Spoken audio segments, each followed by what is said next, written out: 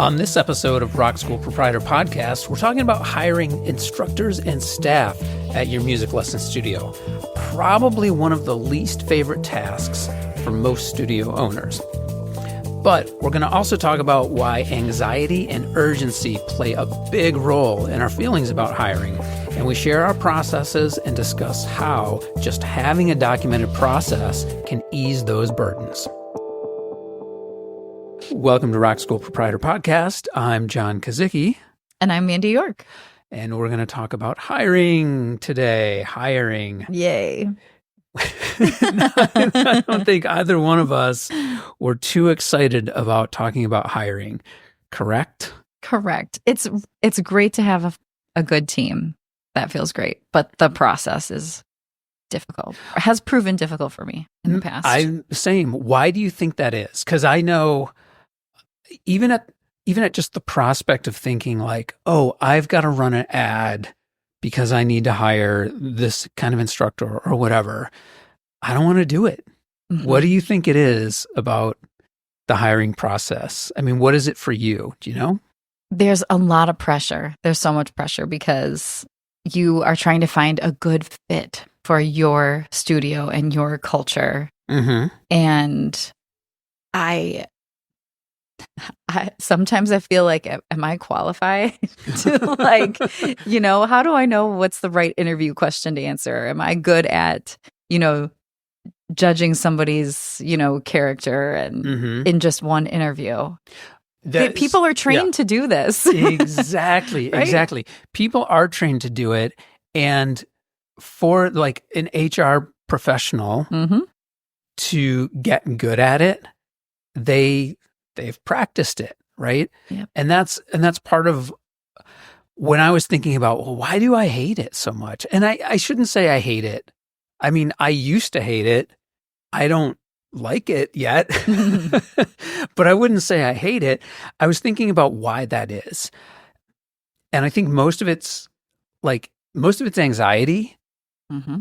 Some of it is I don't do it enough to actually get good at it, right? Oh, yeah. Yeah. So, to get good at something, you have to do it a lot.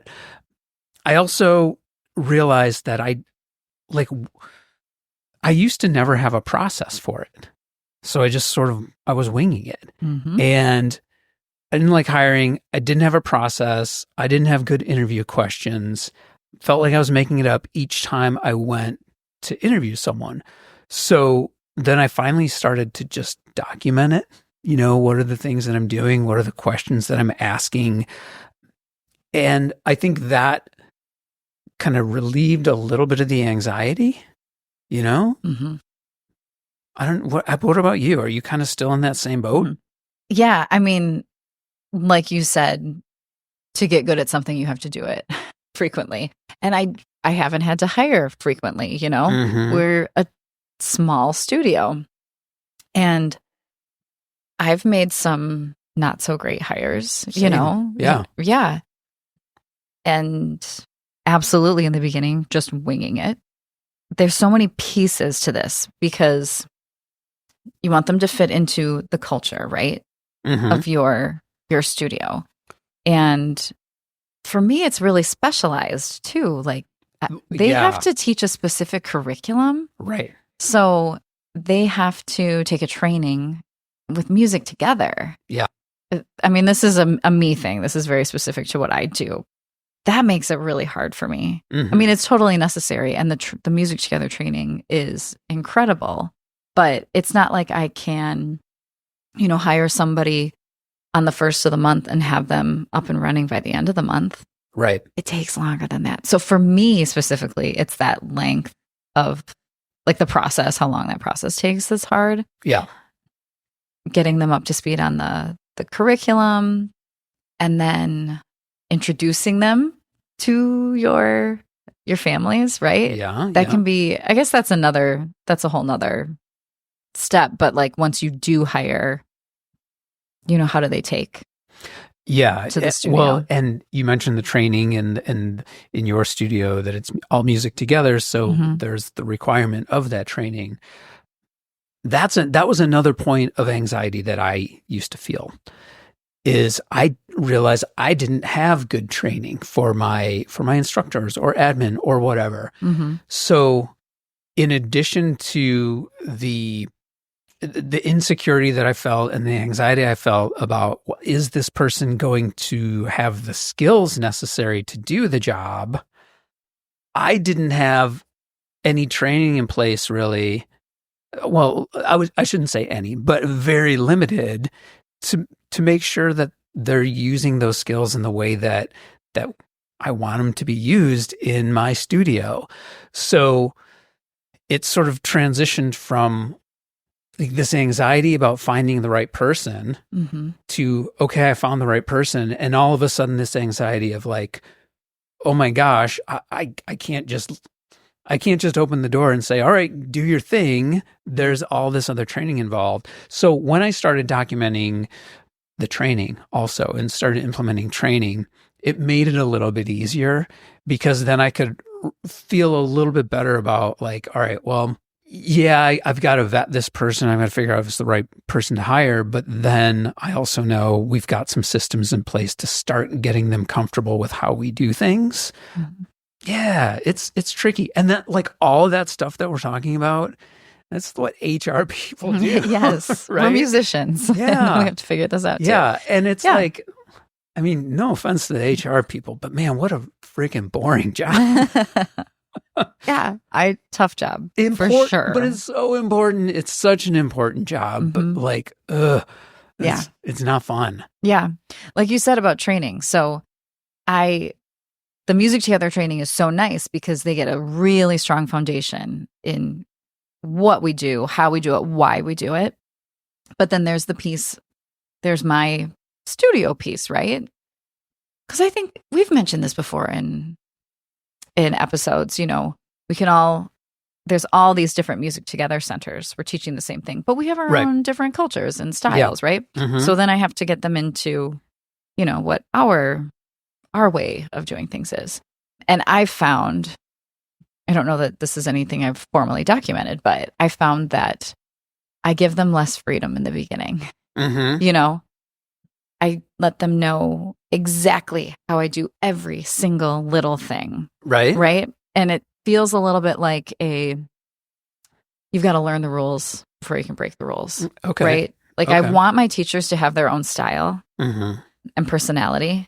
But when they come in, I think one thing I've learned is that I want them doing everything the way that I do it. I don't, and right, this is maybe control freak, Mandy. Yeah. But I've noticed that when I don't do that, things fall through the cracks. Yeah. And, and maybe when they learn like exactly the way we do things, here's how this goes, this is what we do next, this is the way that I do this, closing song, every little thing, then maybe that makes them feel a little more secure too. Mm-hmm.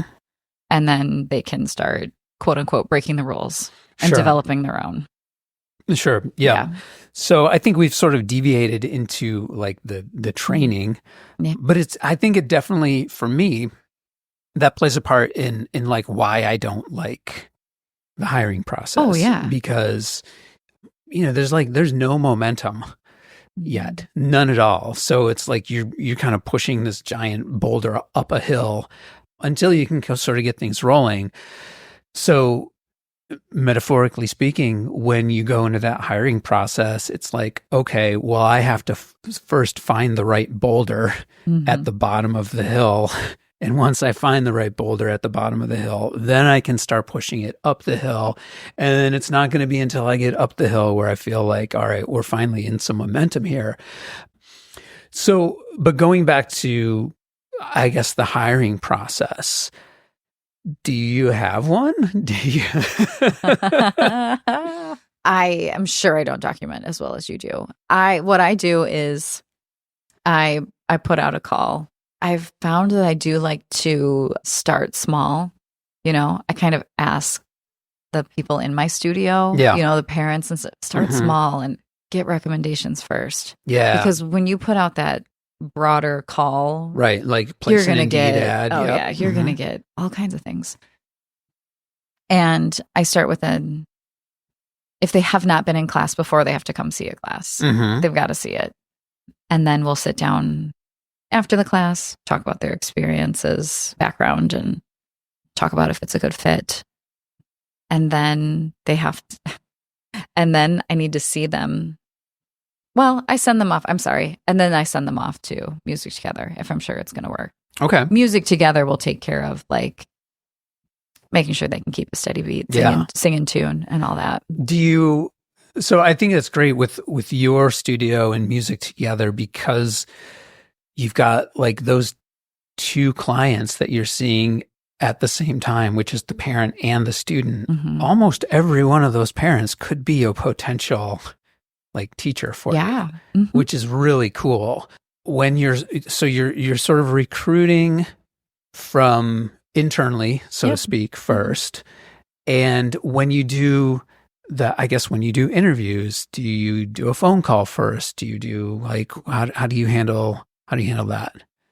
Yeah. Well, I guess if someone is interested in the position, then sure, that's a phone call. Mm-hmm. And I invite them to come to class. Okay. And then we sit down face to face. Okay. Yep. Talk about the class, talk about what we do and if it would be a good fit. And specifically what I'm looking for, Yeah.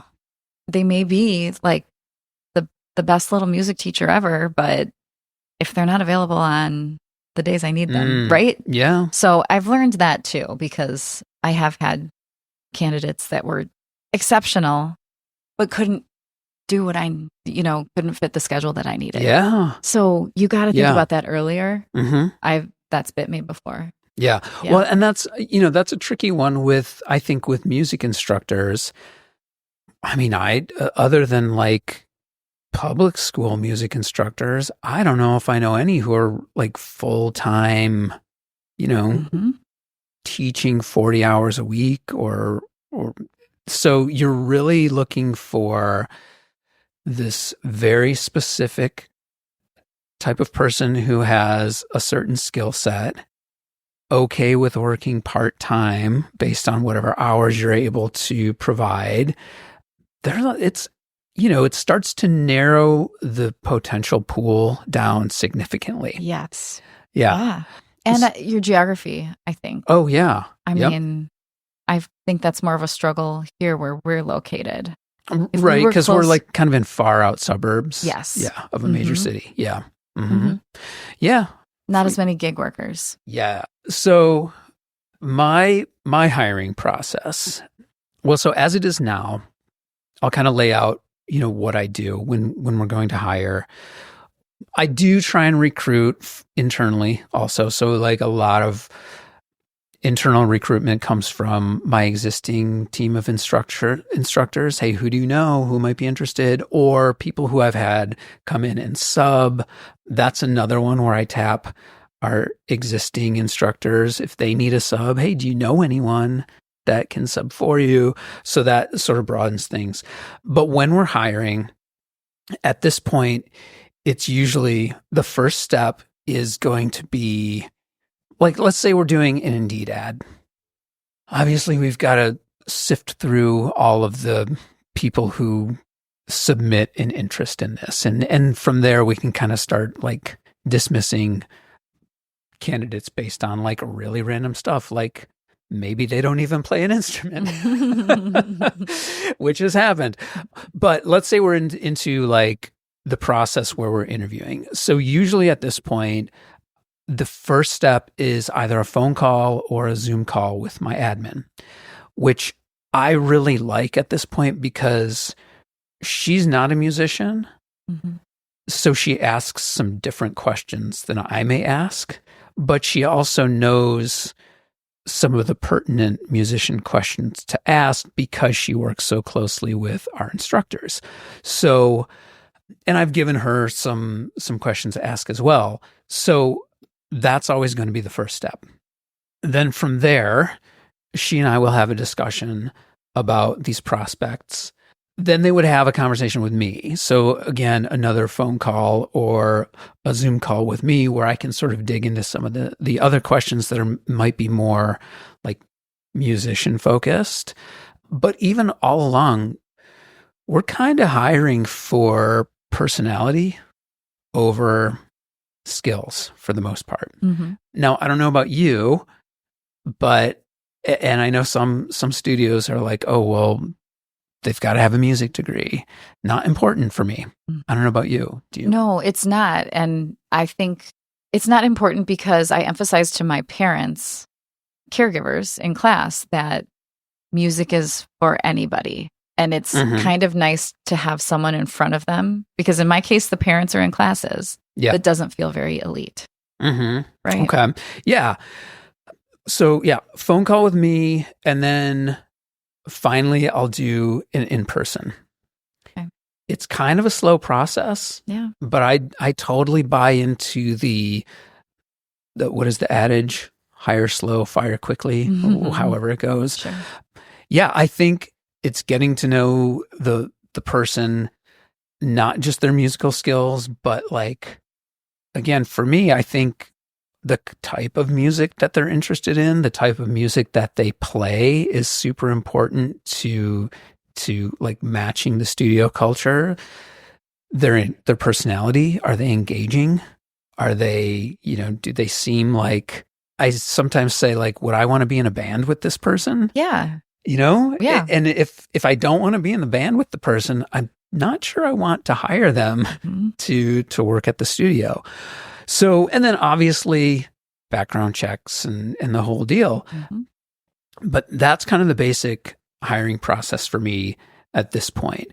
And then once, we get to the point where there is going to be a job offer, then I've got like processes for that where it's like there's an offer letter and there's the background check process and like all the necessary paperwork and blah, blah, blah.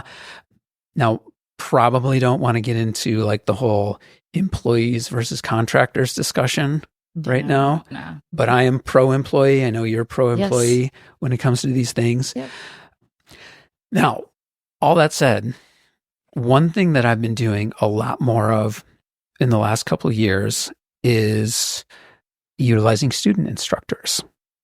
And I think that's, as you were talking about how you will look for parents of your students in your studio who potentially would want to teach for you, it's very similar. The difference is what I'm doing is I'm looking at some of our more advanced students who are maybe like 16, 17 years old, who are like talented on their instrument, but they also already understand our culture, right? So that makes a huge difference in my opinion, because going back to that anxiety of training, right? If they already understand the culture and they already kind of get how things work here, that makes things a lot easier.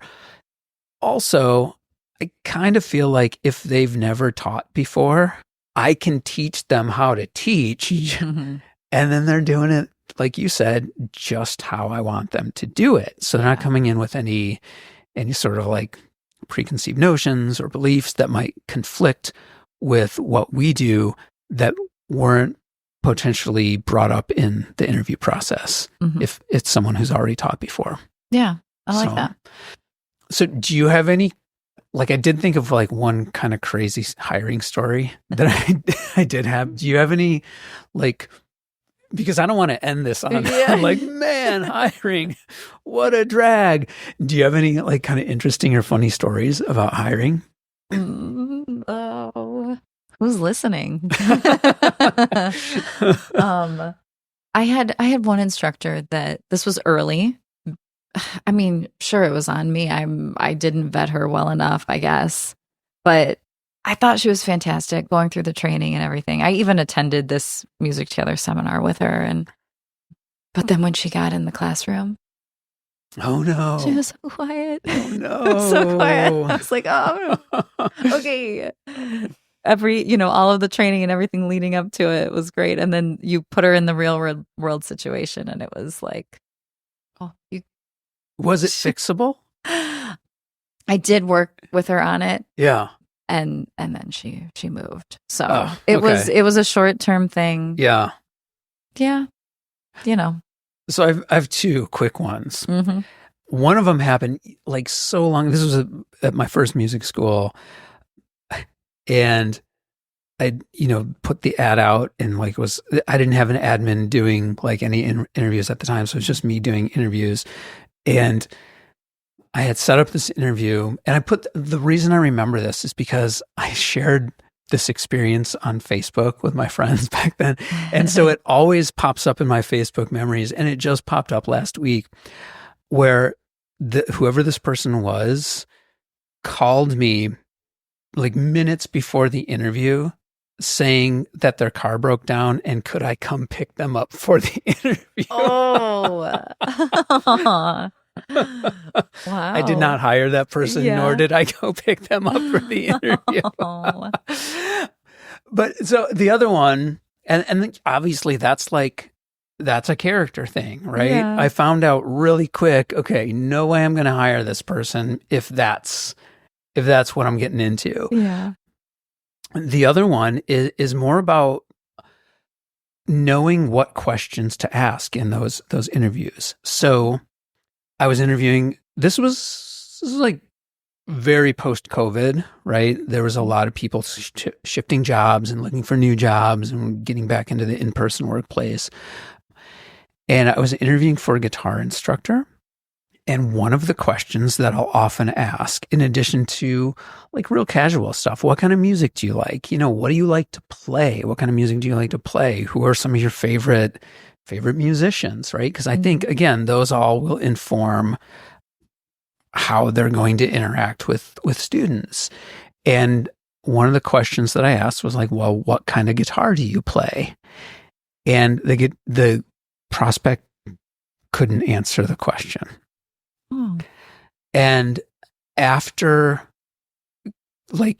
asking a few more questions, and ultimately what I requested was that they send me a kind of a playing video just to kind of demonstrate. And I'm pretty sure this person did not really know how to play guitar. Oh, wow. Yeah. Yeah. Right? Yes. Yeah. And so do you have everyone play for you? I don't always. Okay. Sometimes I do. Mm-hmm. If I'm, if I'm questioning, then I will, because I don't necessarily think that a person's playing ability, obviously they have to know how to play and they have to understand their instrument. But I don't think that the degree to which their technical proficiency, I don't think that's a representation of their teaching ability. Okay. And I've also seen and had instances where there's been people who are like really, really great players, but just not good instructors, Mm-hmm. Oh, yeah. Yeah. That So happens. they're two separate skill sets, in my opinion. So, all right. Well, those are my two stories to hopefully end on like So funny. a not real super bummer note about hiring. Anything else, Mandy? No, we can do it. Yeah. Yeah, hang in there. I think these are all good suggestions. And like you said, you just document it, and anything you can do. I like what you said there. Anything you can do to make the process a little bit easier is worth it. Right. And I do think, if the rest of us are like me in any way, a lot of it's that anxiety, right? Oh, yeah. Oh, this is going to be an uncomfortable thing. And like when you go into a situation like that, like, well, what are the things that you can do to alleviate that anxiety in the front end? Well, just come up with a list of questions, come up with a process. So at least, on that end, you're not worried about those things. You're just worried about trying to find the right person. Yep. Know what you want going in there. Yeah. All right. Well, Cool. We'll wrap it up. Thanks for listening to Rock School Proprietor Podcast. We'll see you next time. Bye, John. If you have questions or suggestions, or maybe you want some more detailed information about my hiring practices, I'd be happy to share those with you. info@rockschoolproprietor.com is where you can reach me. Show notes and transcripts for this and all episodes can be found at rockschoolproprietor.com. I'm at rock.school.proprietor on Instagram and John Kazicki on LinkedIn. I'd love to connect with you on both of those platforms. If you enjoyed the show and gained insight from our conversation, then we count that as a win. All we ask in return is that you pay it forward. Please share the show with someone you think needs to hear it.